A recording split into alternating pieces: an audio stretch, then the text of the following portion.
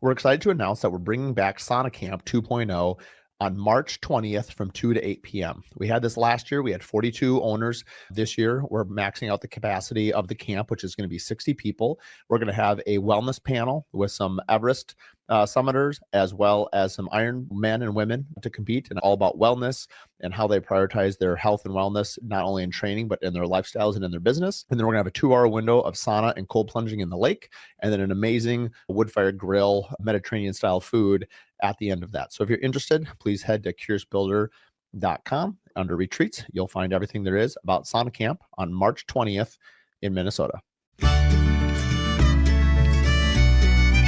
I was so committed to doing this the right way. Right. To the point where it's like, I guarantee you that I will sell the house and we will be like clean on the accounting, but I'm gonna be like, I'm just not happy with the way that came out, so I'm just gonna do it. I gotta chip seal that, and that's gonna cost me 10 grand or whatever it is. They're like, but we already bought the house and we agreed that it doesn't need to be. It's like, yeah, but I need it to be.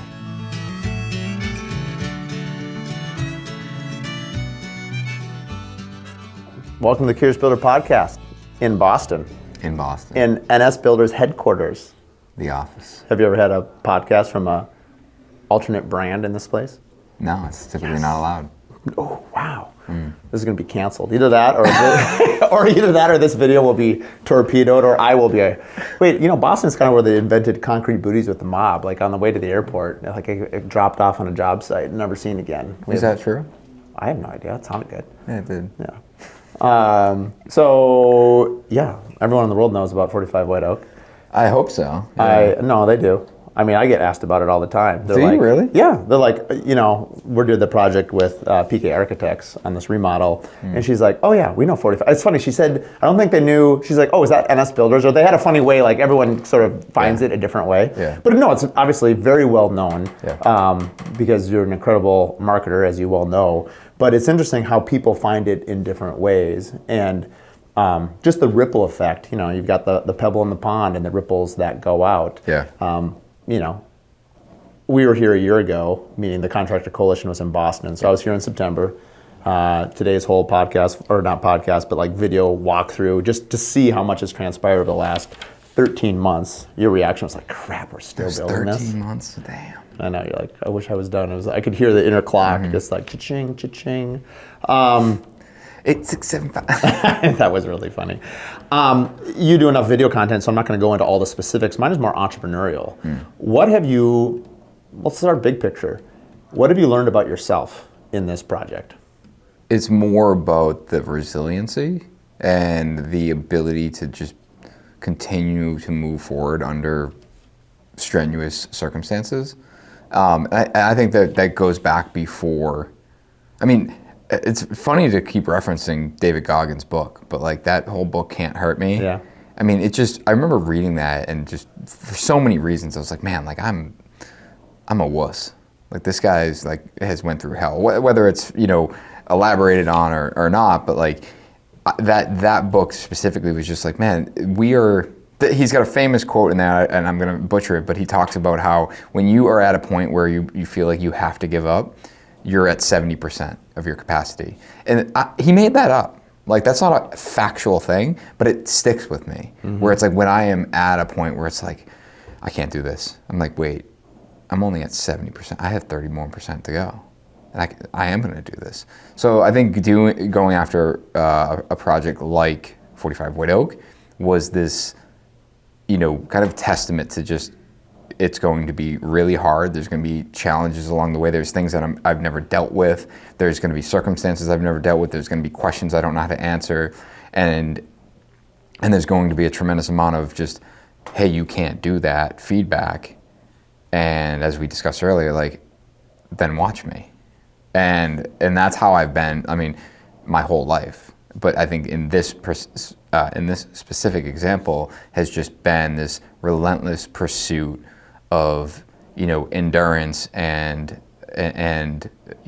tenacity through how hard can this be and how successful can I be navigating it?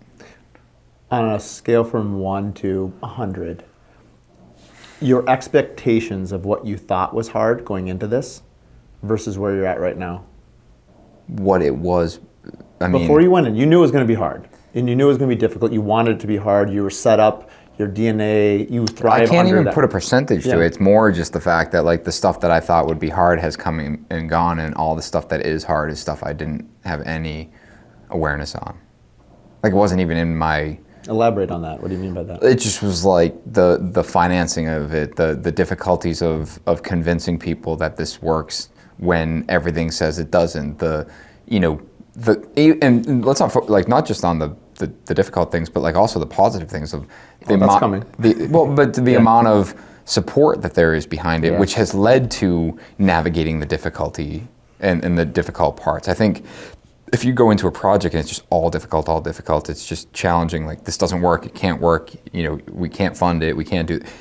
But and then you don't have anyone saying that you can. Right. Like that, I think would be even that's even harder. Agreed. And I think, thankfully, I am not in that position, and is why I am so optimistic about this project and why I think it will be so successful, because I truly do believe that I'm doing something that no one else is doing, especially from the marketing perspective and the storytelling perspective. And that's not just me saying it, it's feedback I'm getting. Mm-hmm. One of the biggest publications in the world I was chatting with yesterday, and they're like, yeah, you're the only guy doing this. Like this, in this way, in this manner, and we love it and we want to be part of it. And here I am looking at someone that I look up to, telling me that they want to do content like I do. Yeah. So that's, that has probably been what has fueled me through the challenging times. And when I'm faced with like a brick wall in front of me, it's I either turn around and give up or I bust through it. And, I don't think there's anything wrong with giving up. And I've talked about this on my podcast, but the idea of giving up is, it's just, okay, well, you went as far as you think that you can, and you give up. Like the easier thing to do is just not to do it. And right now, the easiest thing in the situation of what is hard would be just stop. Just stop. Tell everyone to go home, stop work, don't finish it. You think that would be the easiest thing at this point? Yeah, because you don't do the thing. The easiest thing is to not do it. You're running a marathon. You're at mile 20. The easiest thing would be to stop and just not finish it. Here's where it's different, because I love running analogies, endurance analogies. Sure. You walk off the course, you're done. Great. You walk off the course on White Oak, the house is still unfinished. You can't sell it. Sure. But that's not the easiest thing. The easiest thing at this point is to complete it. Because the consequence of that action is a lot harder than staying with it and finishing to the end. What's the consequence? The consequence in this one would be, I assumed, financial. Sure. Right. And then I don't pay it. Okay. And then they sue me and I go bankrupt. And but my point is, my point is I don't die. No, of course not. No. You've been very clear on that part. I understand there's consequences. I'm not avoiding that. I'm saying that from a mental load. Okay, that's a different. Yeah, from a mental load, it's like, the easiest thing would be just don't do it. Just don't do the thing and do something that's easier. And so for me, it's like, all right, well, that's a fine outcome, but it's not who I am and what I want. I want to continue to bash my head against the wall until, I have completely exhausted all options. Mm-hmm. And, it's the question comes up, it's like, what if you can't sell it? I'm like, we will sell it. It's not a question of whether or not we can. We will sell it. Mm-hmm. There's enough awareness on this house. It's like, well, you're going to need a really great broker. It's like, well, no, we've done the story. My wife and I are partners on that. She is the listing agent, and we have the marketing engine behind it. I don't need to bring awareness to the property. The property there is awareness around it. Now it's a matter of funneling the right people in. And interestingly, doing something at this scale has opened me up to an entire network of people that I just didn't know nor even communicate with in the past. Where it's like, oh, you're building a product that's in my world, and there's people that I'd love to come see it. I just want to be very clear. Though I could afford a $12.5 million home, I'm not in the market, but I would love to come see it. I'm like, well, I just need you to come see it, and then go home and be like, hey, Chuck, you got to buy this house. And that's what this is about. It's, it's the, it's sharing. Ultimately, it's a product for us, and ultimately, we want to service a market that we just feel is completely underserved. And someone asked me, what's the demographic of this buyer? And the demographic of the buyer is someone that is at the peak of their career and would love to build a custom home, but don't have the time to dedicate to building a custom home, and frankly probably doesn't trust the process of building a custom home, because their buddy that did it told them that him and his wife almost got divorced. It was the most stressful time. They were over budget and behind schedule. So what that person does is they go out and buy a regular spec home that's a big white box, and they get in, and then they either don't decorate and it's just kind of this underwhelming house, or they do decorate and they spend $1 million with an interior designer trying to make it custom, and and when they go to their neighbor's house, it kind of feels the same. So we said, well, that person wants something better and more elevated. Let's just build it and pretend that we're that person, and just build it. You completely, completely resolved every decision, and then offer it. What I love about earlier on, you're talking about the load and the both positive and negative, yin yang. This morning we were working out early, and I was doing farmer's carries, and it just dawned on me, that's the don't kill. No, I know what it is. Yeah. I'm just wondering where you're going with the story. Yeah, you'll hear. If you only had negativity, you're unbalanced. If you only have positivity, you get an echo chamber of everyone telling you you're great, you're great, you're great, you're great. You do need a balance to keep you, whether it's your spouse, your team, the environment, wherever you find it from. But at the end of the day, everyone has different fuels. We talked about fuel sources. I'm surprised at how many people are skeptic. And maybe that's my optimistic. They're just louder. Lens. Yeah, maybe that's it. It's like a hateful comment. It's like, that's louder than the 10 people that told me I'm doing a good job. Right. But you're also, correct me if I'm wrong, I think you're also pre-wired to hear that and then use it as fuel. Because there's a part. Yeah, but that's learned. Yeah. We've been doing content for a decade. Right. Which I told someone that yesterday, like, really? I'm like, yeah. Over 10 years at this point. And you just you can take the empathy route of like Gary Vaynerchuk. It's like when someone's, says something hateful, it's like, just feel bad for them that they're going through something. And I'm like, yeah, I kind of tried that, but I also just fine. You want to be a dick, I'll be a dick back, or I'll just be sarcastic back. It's like Michael Jordan. You probably heard this before. Did you ever watch Last Dance? I did, yeah. Remember the part where he would, even when first reference that we have. I know, connected on finally. Yeah, we are on different wavelengths series. for today. Yeah, it was an amazing series. But basically he would make up slights to be motivated when he couldn't find one. Yeah. And sometimes, like we talked about this earlier. Someone once told me you can't make money on a podcast. I was like, oh man. Watch me. Yeah. And so, so you can't build a $12 million, $12.5 million spec, modern home. Right, and it started that, and it's like, okay, watch me. And then we've done it. Right. And it's like, well, you can't sell it. I'm like, okay. Right, watch me. Right. But yeah, I do personally think I like it as a fuel source, but at the end of the day, like your vision and your commitment, that's always been your guiding light from the first time I ever met you, what you wanted to do. What I really appreciated today, meeting a lot of your people in the field, is how you shared the story of how, and I'd like you to share it again, but when the gentleman came up to you and basically said, thank you for having me on this job site, we as business owners and builders need to do a better job of thanking our subs for their partnership. And we do. I know you do. I do. Many builders I need to do a better job. But we all can do better. It's like telling your kids you love them, your spouse. It's important to validate the relationship. I'll start kissing them all goodbye when I leave. Good night. Let me know how that goes. Get a camera crew on that one. That would be interesting. But even like the plaster gentleman I saw today, he came out of retirement to work on this house because that's just how inspired he was. Yeah. Just this house. Yeah. And I talked to him for maybe 5-6 minutes today and just asked him about his technique. And you do so much more plaster here, on the East Coast than we do in the Midwest. And so I was just learning, new terms and new things of how they do things, and just picking his brain as I like to do as a curious builder. But to share the story of what that gentleman said to you. I was walking into the job one day, and one of the carpenters stopped me, and he was just, he was installing the thermery on the garage door. And the detailing on the garage door, it was just had to be really thoughtful. to the point where like they clad the whole garage door with solid pieces, and then they went back and they cut the seams out of the garage door. So like the garage door was in, blank panels, and then they clad it with the thermary, but they didn't put it in pieces, they put it full, so then the kerf cut would be the seam of the garage door. So it's perfect, right? And you know, and they were painting, they basically painted the garage door behind it first. That way if the cut went through, you'd only see black paint. So just like really thoughtful, and like I really appreciated that. And we were just looking at it, and he goes, Nick, I just want to thank you for, you know, having me on this project. I was like, what do you mean?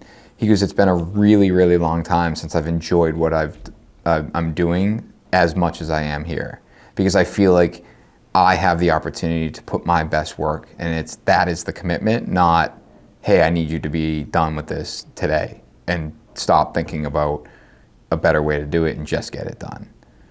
And that's been pretty consistent throughout, like to the point where, you know, there's trades that are over investing their time. You know, the plasterer's a great example. You know, they're like, we went into it and it's like, hey, we got to try to work within this budget, like, you know, however that works for you.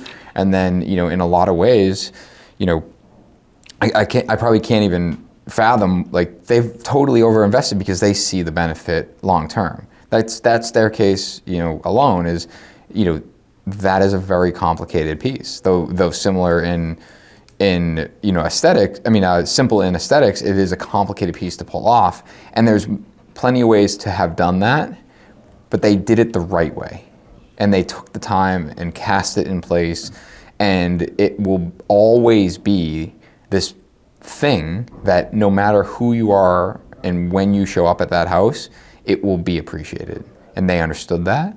And the benefit for them is that we're telling the story along the way, so that's their, you know, will inevitably lead to them doing another one and a better one and more work. And through my whole career, like that's one of the things I've really enjoyed is like building people. You know, we had a metal worker was building automobile parts, and he wanted to get into architectural metal, and I hired him. He did the handrail at White Oak, but we hired him years ago, and I was like, let's do a handrail together. And he just got super cool with it and super creative, and like him and I, like, you know, we're on site like detailing everything, and he just, you know, detail like beyond what is expected and most people would consider necessary, and just nailed it. And I remember like we were promoting it and talking about it, and then it's like he's never done another automobile part since. Like, or maybe he has, but like he wasn't doing it for, like he got into the architectural metal because of it. And, you know, and when I met Colby and his team with the plastering, the same thing, like he was doing a lot of, you know, traditional, like what we would consider to be more traditional driven plaster around here, and was trying to get into more of the artistic and like upscale plaster.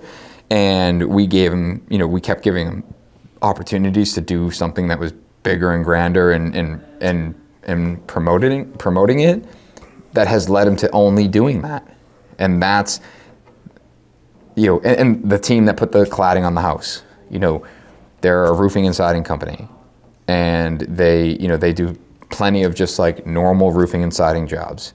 But because they did White Oak, people were like, oh, you've done these crazy things, like, and they want to know about it. So I get to see, like, I'm watching him on social media right now, and he's got this cool job coming up, and it's, you know, I'm not saying I'm not taking responsibility, but I'm like, I love this for you, because like you get to leverage what we're building as the opportunity to say, I can do cool shit, and watch, you know, and watch me. Yeah.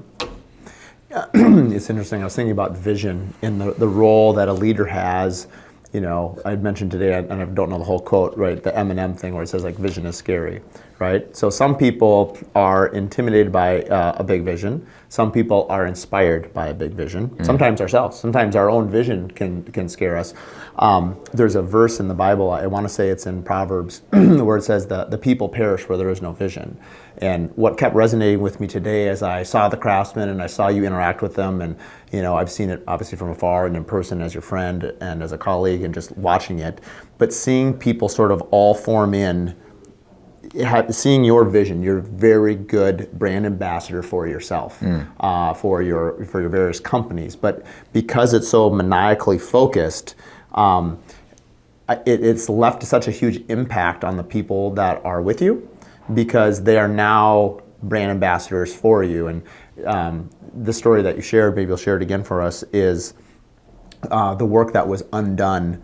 You said it was fine. You were not on your best that day, probably mentally, but they protected your brand. Share that story, because that left a big impression on me. I mean, Patrick is, a lead carpenter for us, and he has stepped into the role of essentially site super on 45 White Oak. And I wish I could remember what the detail was, but we were on site, and he's like, I want to get your opinion on something. And he was like, I feel like we should rip this out or redo it. And I was like, you know what, it's fine. Like, it's fine. And I came back, I think the next day, and he's like, I knew you didn't mean that. And it was like, I was, overwhelmed in the moment and had other stuff on my mind. And I was just like, I was defeated, and I was just like, just leave it. And he knew that wasn't true to our brand, because he's been here, I think 7+ years at this point. I should know that off the top of my head, but I don't. But he's our longest standing employee and young kid. And he came totally green, and he's learned the way of how we build, and he's watched me rip out stuff that is totally fine, but it could be a little bit better. And he knew that this was, a flagship opportunity for our brand, and protected it. I think it was something interesting. We won't go into depth right now on it. I'll have to gather my thoughts and maybe just list them. You probably would enjoy the list. I was thinking about a shout out to Melissa Oland from Oho Interiors, who I'm partnered with on Mises. So we're on the roof of 45 White Oak, and I mentioned this to you, at the skylight, one of my never evers, which evidently I'm going to remove now, and because it was really cool. And you fell in love with 2 skylights. I did. I fell in love with a lot of skylights. I'm going to have to change my never evers. For the audience, my joke with Nick was my 2 never evers is a skylight and a window and a shower. Yeah, I was like, I got both. Yeah, and what did you call me? You said something like you cop out, or a wimp, whatever. Yeah, probably something more uncouth.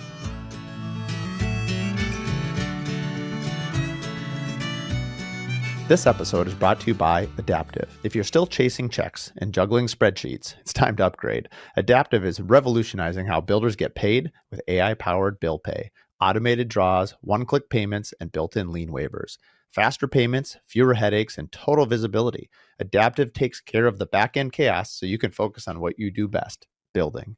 We've used Adaptive for 2.5 years and trust them to keep our projects moving and payments flowing. Learn more at adaptive.build and simplify the pay process today. For more information, you can also listen to episode 10 and episode 15. Where I'm going with this, Melissa, she talks about little moments of delight. And honestly, your house was overwhelming in terms of that comment. So that is, I appreciate hearing that, because that was a consideration for every decision we made. And so I had a friend of mine who's just a little bit more conservative in terms of real estate investing, and he was like, I'm not getting involved in this. This is nuts. But I was talking about the driveway, and the driveway's asphalt right now. And I was like, I can't leave it asphalt. I have to chip seal this. Like, it just can't be a big black driveway. It's just not the right fit. Like, the house is so subtle. And he's like, I totally agree. It's the first thing that you see. And then we're talking about the staircase, and that's the second thing you see. And then the handrail going up the staircase is this first thing you touch. It's this like unbelievably well fabricated, by my friend Rich Costa, stainless steel handrail that is like all the detail is there with this integrated lighting and flush plate into the brick, and you get up, and then there's this flush transition to the thermary decking. And you walk in the house, and you're immediately greeted, which you don't see right now because everything's covered, but the brick that you're stepping on outside flows directly through the mudroom on the inside. And it's all totally seamless right into the house. And then you're seeing this floor-to-ceiling millwork, and it's beautiful. And you turn right, and then you see millwork and kitchen and glass. And then you turn right again, and then you see this 25-foot atrium with a skylight. And it's, to your point, it's moment after moment. And I was explaining this. I was like, I need these to be holy shit moments all the way through the house. And it just needs to be like, oh my, like, holy, can I swear on your podcast? Go for it. Holy shit. We've holy already shit, passed that yeah, line. It's fair. I just don't want to, I don't want to pay for all these censors if I have to. But it, like, that became the discussion. And you know, I'll give you an example where we didn't do it. And in the primary bathroom, you have this blue, like, unbelievable 13-foot tall wet room, right? And the tub is rendered as a solid block of marble milled into a bathtub. And I priced it. And I very seriously considered it. It was $75,000 to mill the piece of marble into a bathtub. And I'm like, all things considered, that's not that bad, considering what you pay for an undermount tub, the fabrication of the stone, the install, like, you know, you're not 75 grand, but like, it adds up pretty quick. You're probably 50% of that cost. So, but I didn't do it, and I was like, no one, like, someone's gonna look at it and be like, that's cool, but forget, like, immediately move on, where they're gonna look at the shower and see 13-foot ceilings, like, holy shit. And then look down at the tub and be like, oh, that's cool, and keep moving. And one of the original decisions that we didn't do in terms of money, like saving costs, which was this whole idea around this moment, was the windows. And we had a manufacturer come to us and say, hey, we can do a white oak interior that's fake, and it will save you, I mean, it was hundreds of thousands of dollars. What do you mean by fake? It was a printed white oak on a UPVC window. And I was like, no. Did you see a sample of it? Yep, you could not tell. If I put it in front of you, like, you would not know. It matched our floor sample. It was unbelievable. You touched it, different story. So when you touched it, when you touched it, you're like, oh. So I kept playing this scene out in my mind that I had a buyer walk through, and they're like, this house is beautiful, and then they touched the window, and I kept saying out loud, oh, there's where they cheaped out, because they look for it. They look for the one thing that they copped out on. Because they know there's something. Right, something. And I was like, can't do it. Like, we got to spend a couple $100,000 more and do solid white oak, 100%, you know, just commit it. And then it was the door hardware. And you saw the door hardware today. I mean, yeah, I got it. And it was, I had the same exact reaction. We sat at a table and we had beautiful door hardware by another brand that is very commonly used. And I loved it, we loved it. And then we took out the Izé hardware, because of course it's pronounced Izé. And he was like, feel this. It was like, I wish, you know, in a movie when someone touches something and then all of a sudden, like, it's just like bright lights I wonder happen. if Paul caught it, because that's what happened. I grabbed it. You just felt immense. Immediately, the gravity, the weight of it. I went like this. He handed it to me and I held it and I was like, oh shit. The best part. I was like, this is so much better. And I was like, how much more is it? And he's like, well, it's 3 times the cost, but there's not that many. So, like, you know, it's only like $8,000 for the whole house. I'm like, okay, that's, you know. The hard part is, and well, you know, because you've just done it, and I'll let you talk about it on your own podcast, but, like, you know, as you go down that road of, like, you know, of the best, I mean, it just keeps on. I mean, honestly, could you spend, actually, I'm sorry, I'll come back to this question later. If you had $3 million more right now, could you spend it in the home? Yes, not making anything better, but doing more. Doing more. So nothing in that house, if I had more funds, there's nothing in that house I would replace. Nothing. That answers my question. I would You just do more I of would a thing. do more things. Right. I would do all the shades. I would do 100% of the furniture. Sure. I would, you know, yeah, I mean, I don't even know what else, like. Yeah, you answered the question. Yeah. Yeah. Yeah, I mean, that's like some, in another way, like, people have like, what would you have done different? Or what was your, like, is there anything you regret doing? And I'm like, no, I was so committed to doing this the right way. Right. To the point where it's like, there's going to be things that I guarantee you that I will sell the house and we will be like clean on the accounting, but I'm going to be like, I'm just not happy with the way that came out, so I'm just going to do it. Right. Like the chip seal in the driveway. Like someone might buy the house before it's even chip sealed without even knowing. Yep. And I'll be like, hey, by the way, I got to chip seal that, and that's going to cost me 10 grand or whatever it is. Yep. You're like, but we already bought the house and we agree that it doesn't need to be. It's like, yeah, but it needed to be. You mentioned something a couple of years ago when I first met you. It was a really radical concept, and I'll bring it up now because it's more akin to art, where like you know, Bob in this example buys the home, but really it's your home. Yeah. And what I like about it, we'll go into that maybe some other time. But like what I like I've had some pretty insane conversations about this. I would love to hear more about that sometime if you want, or talk about it on the podcast if you want to. But like, I just like the idea that the ownership is there, though. I guess it's like it's the legacy, it's the. It shows the forward vision that, I mentioned today, I forget what was on, Skylight, I guess, right? Like, I don't want to build in Minnesota where I build, we have to warranty our homes for 10 years. But I don't want to build a house for 10 years. I want this thing to outlast my lifespan. Well beyond it. And we don't know. I mean, we're using so many new technologies that didn't exist 5 years ago, 10 years ago, whatever. We'll see how it all assembles. That's a future, that's my kid's problem.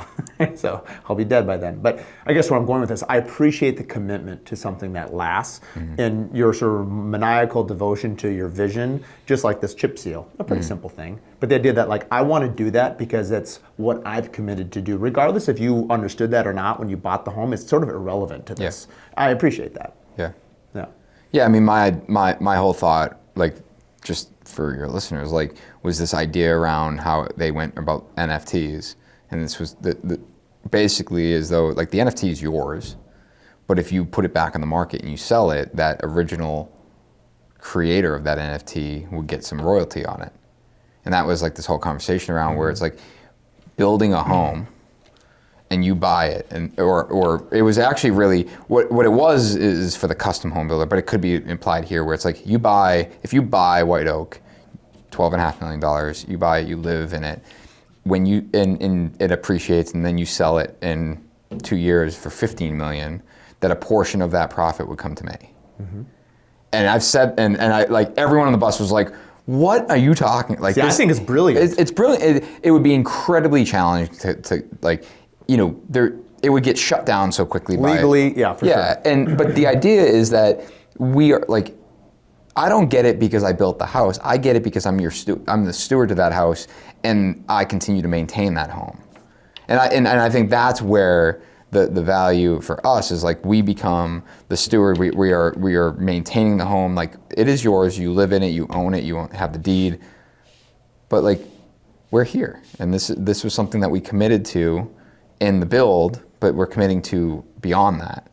And when you go to sell it, the agreement is that we, get 1%, whatever it is, right? Like as a thank you, because we've essentially helped get that home to appreciate. You're a custodian of this asset, if you want to go black and white. Yeah. But it's more than that. You're custodian of this art piece, of this monument, this testament to something that's just so unique and so different. Because the idea that we invest years of our life to build something for someone, especially something that is like on the on the forefront of like artistic real estate, and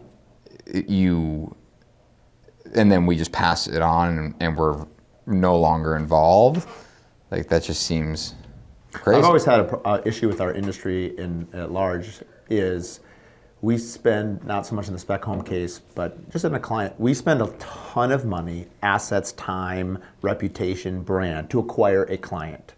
The average builder does not, let's say you just pick an easy number, 100 homes. You'll build more than that, but let's just say it's 100. How many of those would be repeat clients? I bet less than 10. So less than 10%, you spent all this money to acquire, if you will, a client. So the repeatability of it, you're sort of hampered.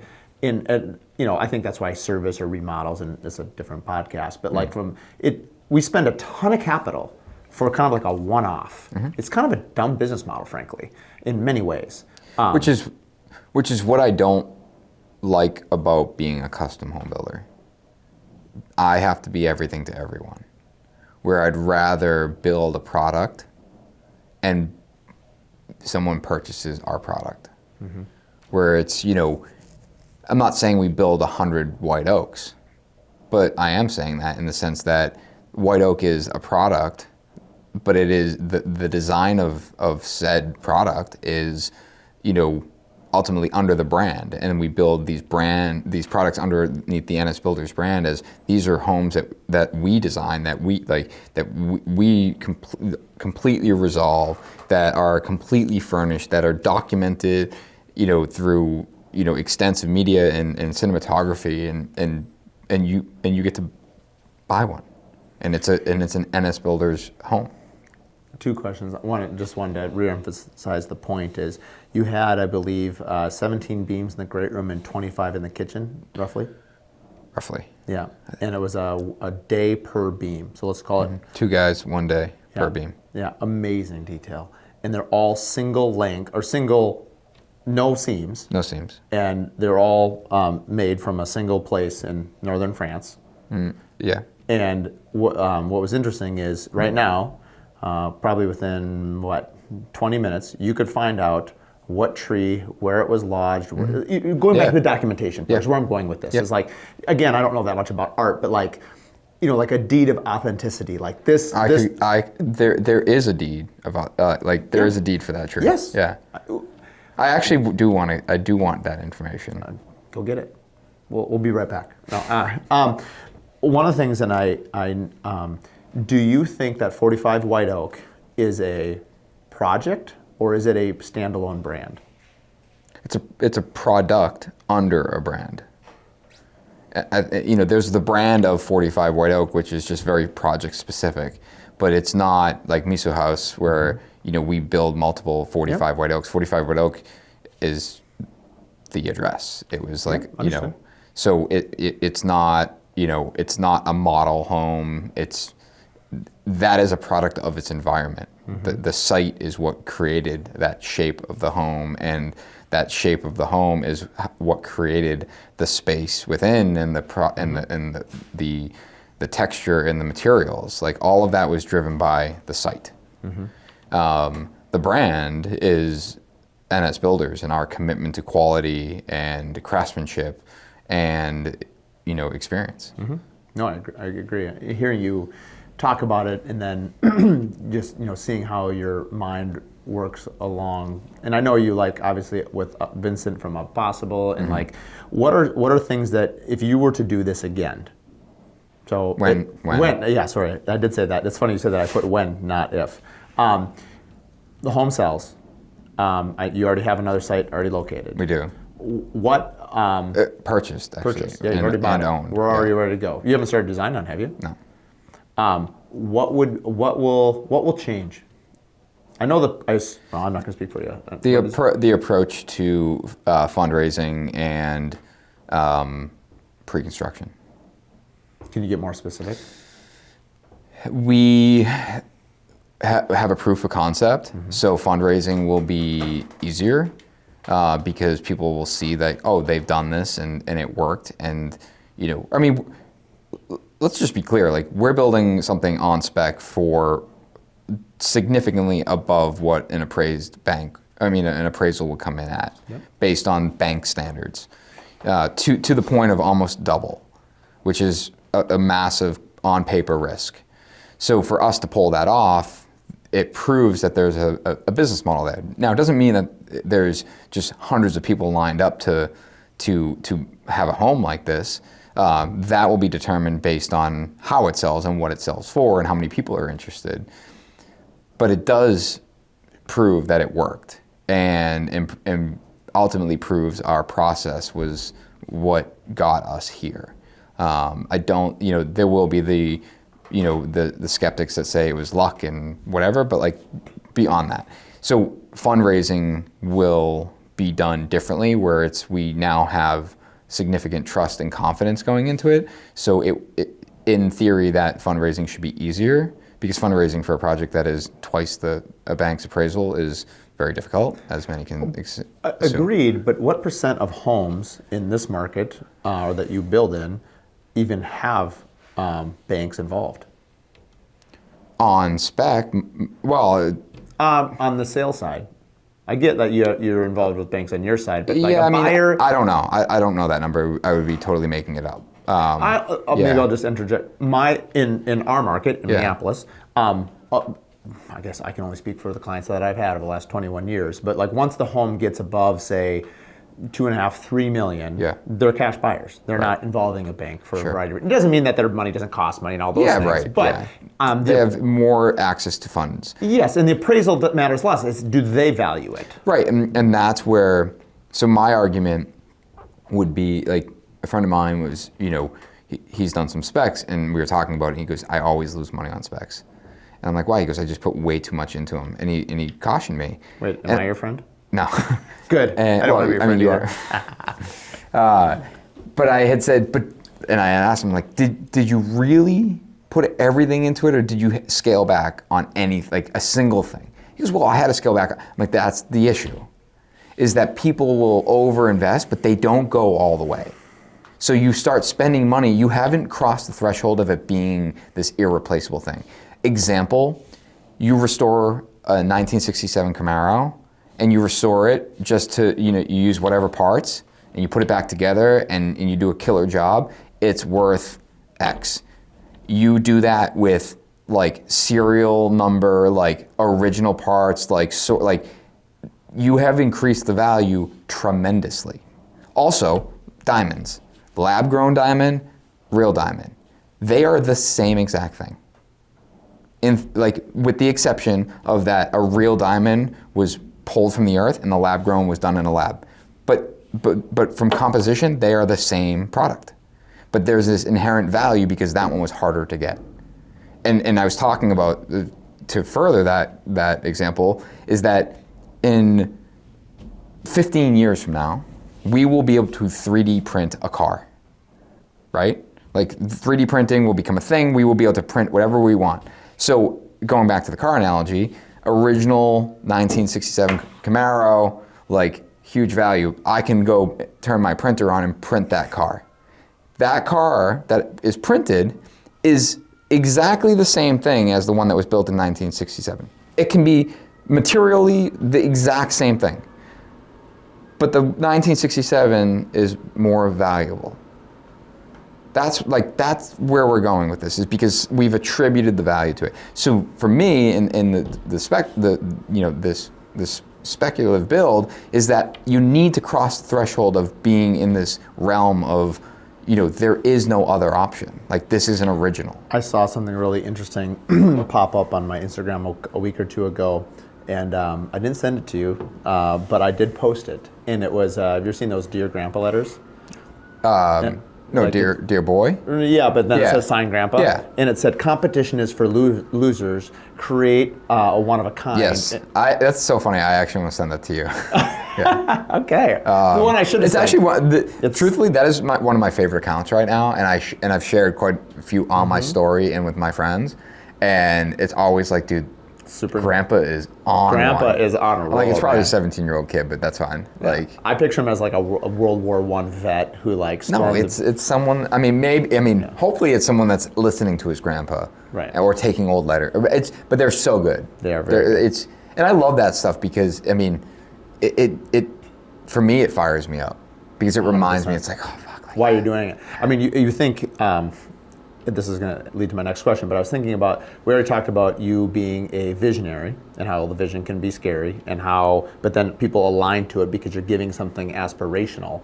The vision is something you go towards. The scary part is the drive that's sort of like, it's like the fire. It's like, forget the explorer that went to South America, burned all the ships, and everyone had to go to North America and, do terrible things and conquer land, but whatever. There's no going back, and there is some freedom in that. Like you've gone far enough. You have jumped off the diving board, and like you planning on water being in the pool when you hit it. But regardless, you've already taken the jump. You've already gone. Now I went too far down that analogy, and I forgot my freaking question.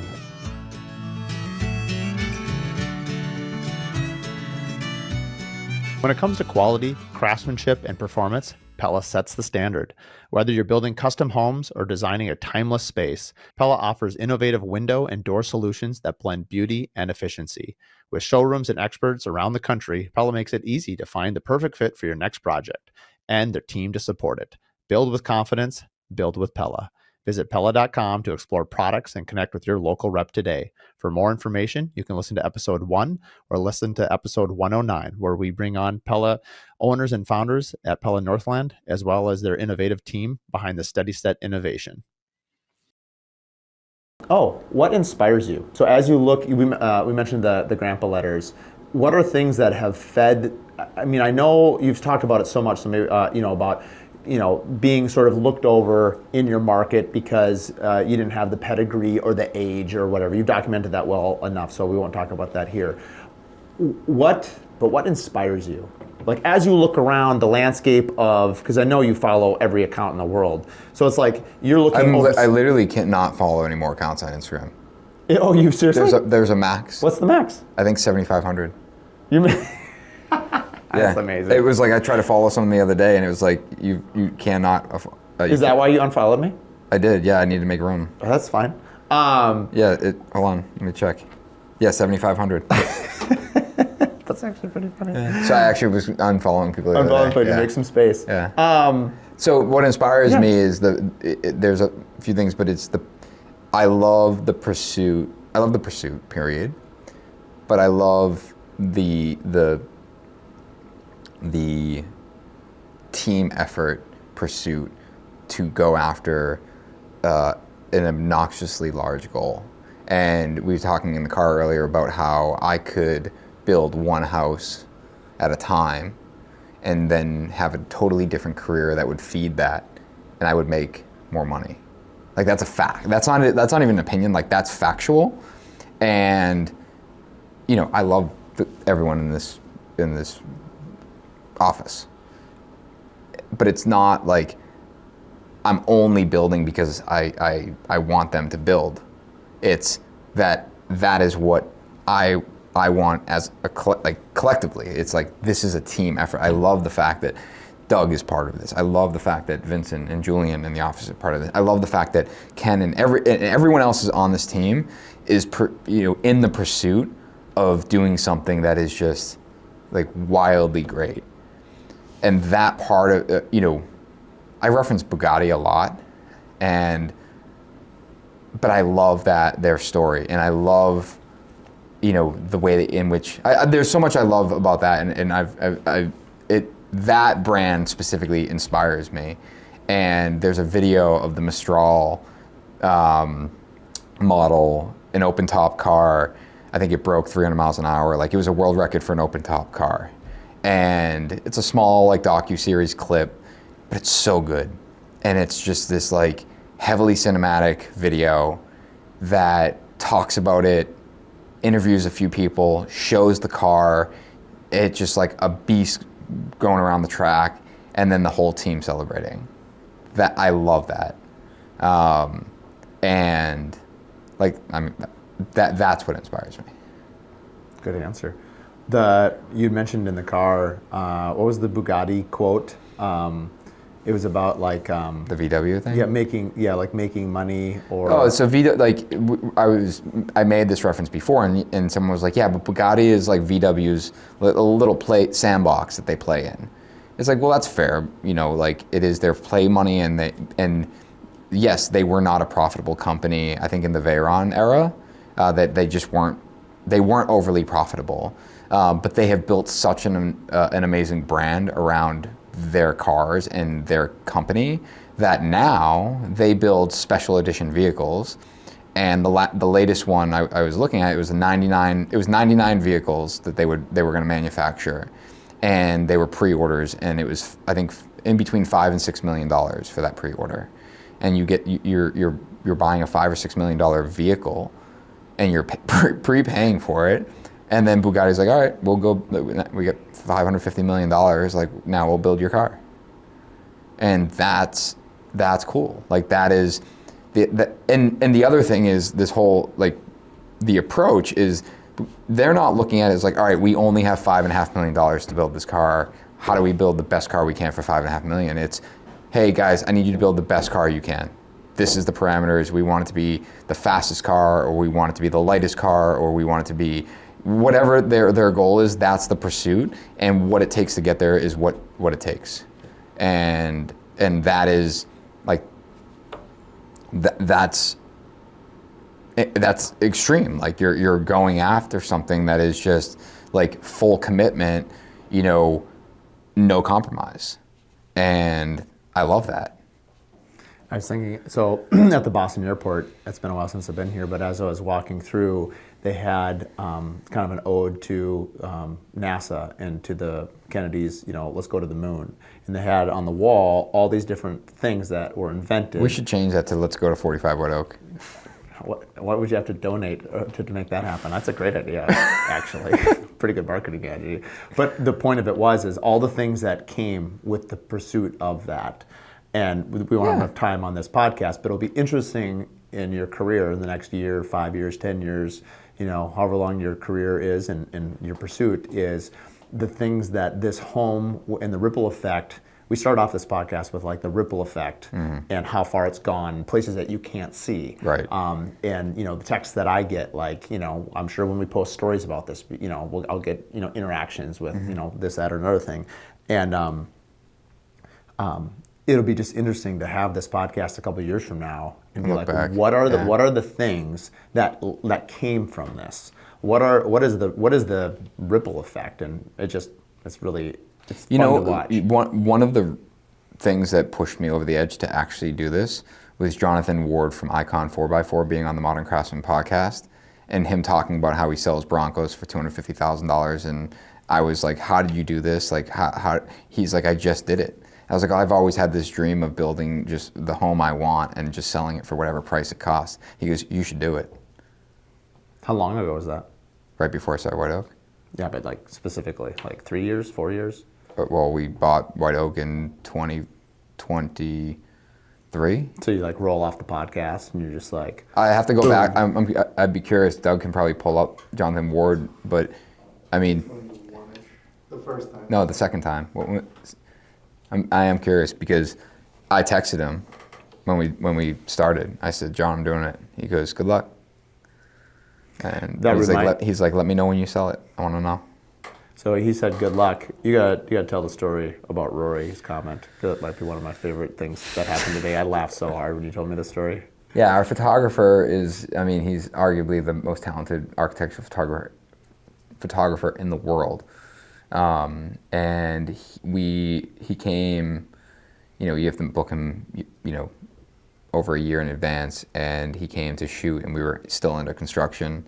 And we were there super early in the morning, super late at night, shoots on film, just like an unbelievable like artist when it comes to photography. But we're in the backyard, and he's asking questions like this, like, why are you doing this? What's your vision? Like, what's your plan? Like, is this one? Is this many? And I'm just going on and on and on and on and on. And he's got his head in the hood of the camera, and he stops. He goes, Nick, I have photographed some of the most incredible projects around the world. I've met some unbelievable people. You know, I got to introduce you to this guy because, like, I feel like he's very similar. But you were fucking crazy. And I was like, but I was so excited. I was like, yes. Like it was so funny because it's validating and like, am I doing something that is insanely wrong? All in the same like heartbeat. But I think passion, people are attracted to passionate people. People are attracted to a common vision. Look at. Yeah. May 28, 2023. That's pretty cool. You should start billing him. We bought it. We bought it in May, I think. Well, that's 28th. What, you had 2 days to buy it or what? I'm going to have to go back and look at that. Because we did... I think you talked about it the first time it came on.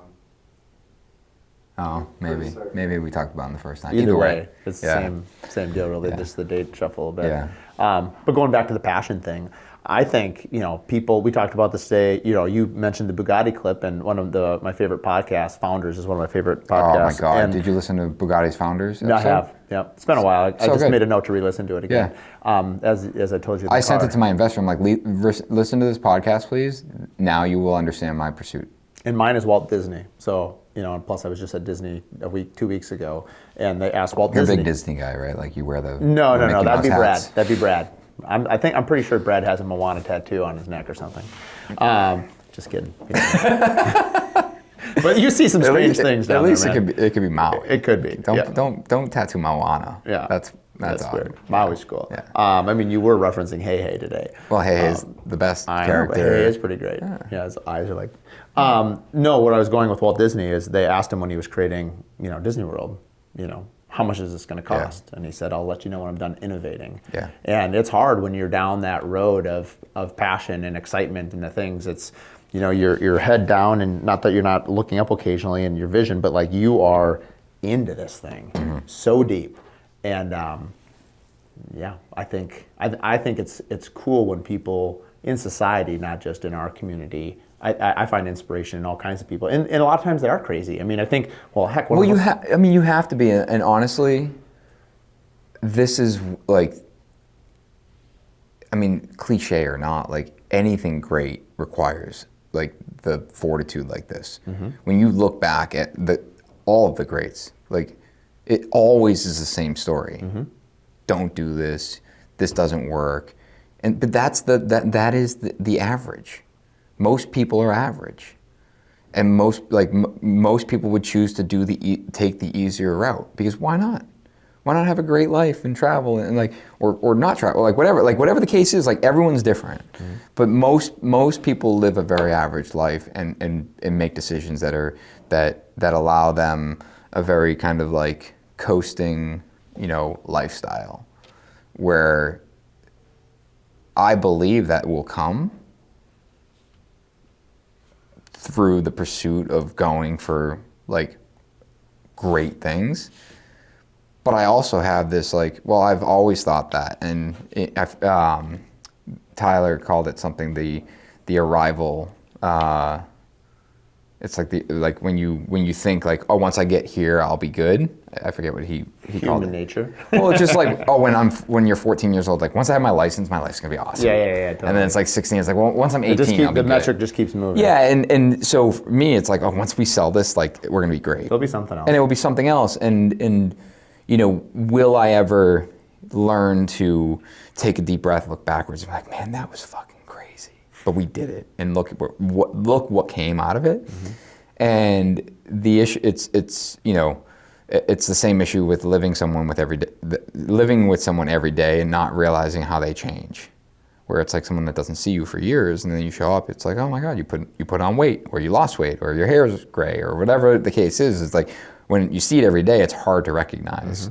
So in business, it's the same thing. It's like, it's going to be hard to recognize that, man, this was the launching point for when we went from 10 million a year to doing 20 million a year in only projects for, that were architect-led projects that we were, inspired by.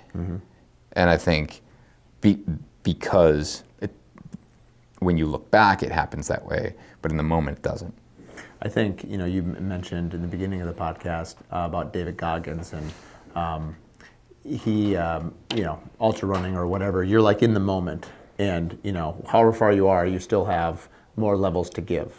And I think like any of us, like you have to, we talked about this on the car ride over here, you have to compartmentalize parts of your life sometimes to get through the next hurdle, whatever it might be. And I've found, probably less so for business, but more for ultra running specifically, or something hard, like narrowing it down to like the thing you control. Like, can I run 100 yards? If I can't do that, can I run 10 yards? Can I run one step? Like whatever the thing is, during this has ever gotten to the point where you're like, I just need to get through this week, this day, this hour. Yeah, it's every week. Every week.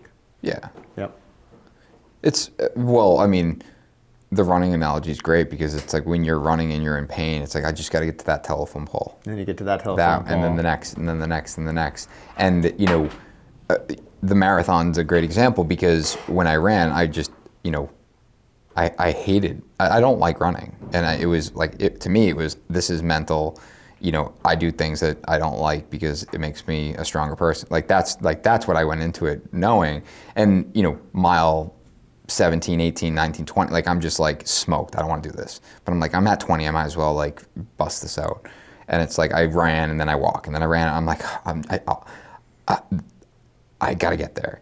So then, you come around on Boylston Street and people are screaming and I'm just like, bucket, click it in gear, go. And I go and it's like you're in so much pain and it's, you get across the finish line and you're smoked. You grab a water and you get your medal. And I'm like, 30 seconds later, I'm like, oh, I'm fine. And it's like that's it? And it's like 45 seconds ago, you were like, my life is ending. Now you're just all of a sudden like, hey, where's my family? Let's go celebrate. Right. And I mean, from my wife's side, I remember when we had our second child. When he was born, was it the second? First or second, definitely not the third. But when let's say the second. When he was born, my wife holds him for the first time, and she looks and she's smiling, and she goes, "I want another kid." Whoa! In that moment. In the moment. Wow. And I. What did you say? I was like, what? I was like, he is 32 seconds old. I was like, what is going on here? But it was like all that pain and going through the delivery and just like the 9 months of being uncomfortable, and all of a sudden there's just like the release, and it's like, I want all of this again. Mm-hmm. Yeah, the thing that doesn't break you makes you stronger. And even if it breaks you, it makes you stronger. I think, specifically about running, it's like, it doesn't matter the distance, honestly. A 5K, then you do a 10 mile, then the 5K seems short, and then you do a half marathon. Now the 10 miles seems short. The mind is insane. Your body can almost handle anything. Yeah. I think Vince Lombardi had a quote back from like Super Bowl 1 or 2, I think it was. Basically, in my mind, he's talking to the lineman for the Ice Bowl. Your mind gives up way before your body. 100%. And he basically said, God has given you a body that's indestructible. It's convincing your mind to do it that I'm here for, basically, or something along those lines. Right. And I've mentioned this before in coaching, but even self-reflection upon myself, like what drives you and what drives you, everyone's why is sort of different, but intrinsic motivation will always beat external motivation. And that's why, earlier in the podcast we were talking about, negativity or fuel. And I think of that as like the whip, like go faster, Nick, go faster. But ultimately it's you already want to run. You're just adding this extra fuel source. You're already going fast. Now you're like, let's throw a few dynamite sticks in there. Let's really blow this thing up. Right. So, appreciate your time. Thanks for having me out. Later, bro. Fourth one of the day. We didn't even get to talk about Echo Pond, which is amazing. Next time. Thanks for tuning in. We've had the podcast now for 2.5, almost 3 years now, and we have a consulting page, one-to-one consulting. You can book my time for 1 hour. Perhaps you've heard a guest where you like one of the topics. Maybe you want an introduction to some of the guests that I've had on. Perhaps you want to talk about branding or marketing or anything that we've covered on the podcast over the last 2.5 years. You can book a time at curiousbuilderpodcast.com. Thanks for tuning in to the Curious Builder Podcast. If you like this episode, do us a favor, share it with 3 other business owners. The best way that we can spread what we're doing is by word of mouth, and with your help, we can continue to help other curious builders expand their business. Please share it with your friends, like and review online, and thanks again for tuning in.